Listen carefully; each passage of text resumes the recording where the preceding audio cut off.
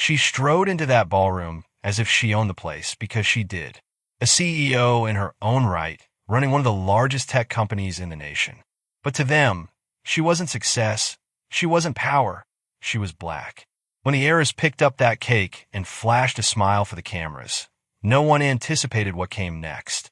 A humiliation so public, it froze the entire room. But what they didn't realize was that in a matter of minutes, she'd have their billion-dollar empire in her pocket. Because sometimes the greatest revenge isn't loud. It's power, dignity, and the truth they never imagined coming. Ava Morgan had created her world out of nothing.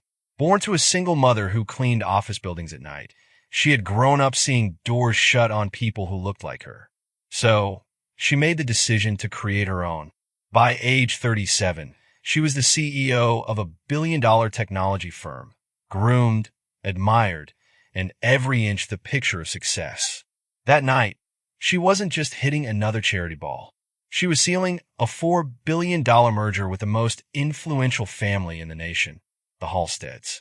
The room shone with chandeliers and hushed riches, the sort of place where each handshake held baggage. But beneath the smiles and champagne, something else lingered, an unspoken tension.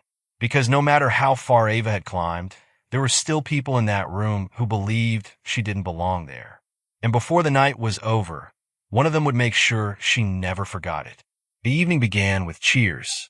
Flashbulbs popped, crystal glasses rang out, and Ava's name rang out across the room as the woman remaking corporate power. She smiled, gracious and poised, though years ago she had discovered that confidence had to be a shield in rooms like this one. Every sentence, every look was a matter of judgment. Throughout the ballroom, Eleanor Halstead, the daughter of the empire Ava was poised to consolidate into one, observed her with a smile that was all steel and sugar. To the masses, it was charm. To Ava, it was a challenge. She knew that smile already, the unspoken assessment of where you actually belong. When Eleanor came with the cake, 3 tiers of white roses and gold frosting, everyone applauded. It was supposed to be a toast, a sweet beginning to their relationship. Ava stood poised, innocent. Then, in one dreamlike movement, Eleanor pushed the whole slice into her face. The room exploded, not with horror, but laughter. The frosting trickled down her face, marking her dress. Time froze for an instant. Cameras captured everything. The black woman in frosting, suspended between anger and shock, and the heiress laughing. "Oh, don't take it so seriously, darling. It's a joke." Ava didn't answer. She couldn't, because this wasn't about cake. It was about power.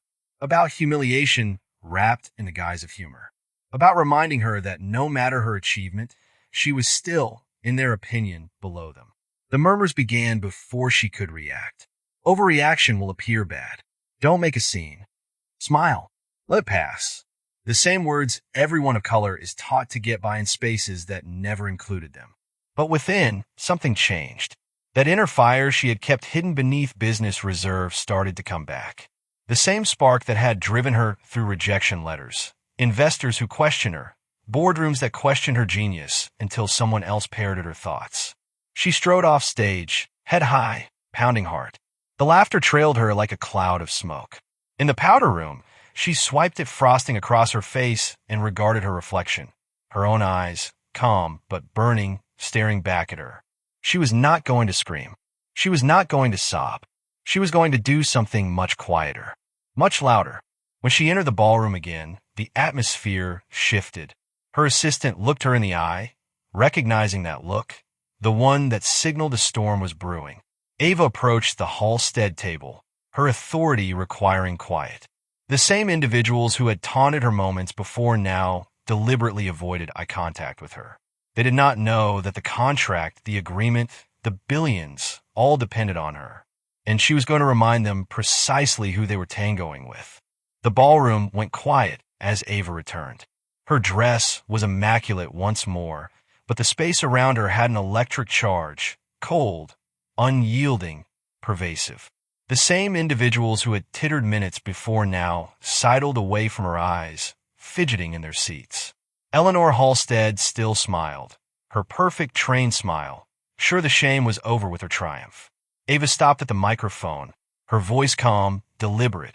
Before we move forward with the merger, she said, there's something I'd like to clarify. Her tone was smooth, but it cut through the room like glass. Every executive leaned in. Cameras still rolling. Investors watching. She opened her folder, pulled out a single page, and laid it flat on the podium. The finalized contract and signed. Then she looked directly at Eleanor. For years, I have made my business relationships on respect, she went on. But what I just saw tonight, her voice cracked, not with vulnerability, but with strength. That is not business. That is degrading.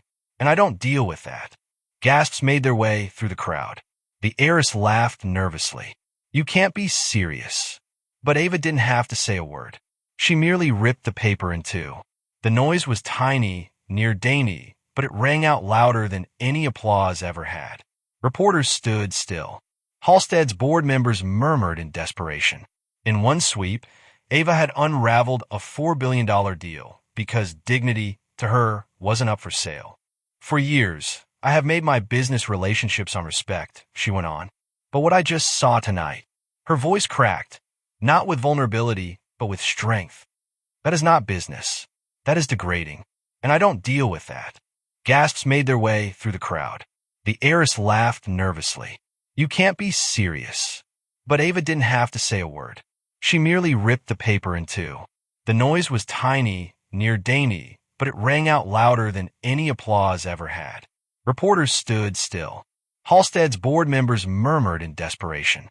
In one sweep, Ava had unraveled a $4 billion deal because dignity, to her, wasn't up for sale. The following morning, front pages blazed.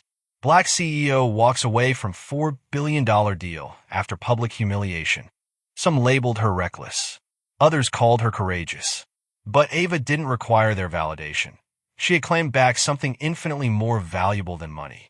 The stock of the Halstead's company fell in days. Sponsors pulled out. Big media channels replayed that cake incident video over and over again. But what people noticed wasn't the frosting. It was Ava's expression when she ripped up that contract. Serene, unapologetic, unbroken. For years, she had struggled to assert herself in spaces that were meant to reduce her. But now the dynamic changed. Her show of defiance was a symbol, a reminder that no wealth or status justifies humiliation. That no joke justifies eliminating a person's dignity.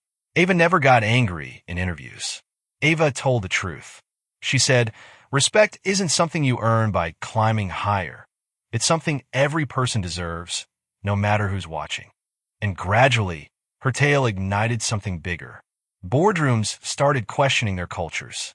Staff members started speaking out. People started questioning the quiet prejudices they had learned to ignore. Ava didn't merely kill a deal. She ignited a conversation the world couldn't suppress. Because racism does not always scream. It sometimes smiles, disguises itself with humor, or stands under chandeliers faking civility. But each act of defiance erodes it. Each no more rings out louder than hate ever will. So the question is, how many more embarrassments, how many silent silences before we conclude that dignity should never have to be negotiated?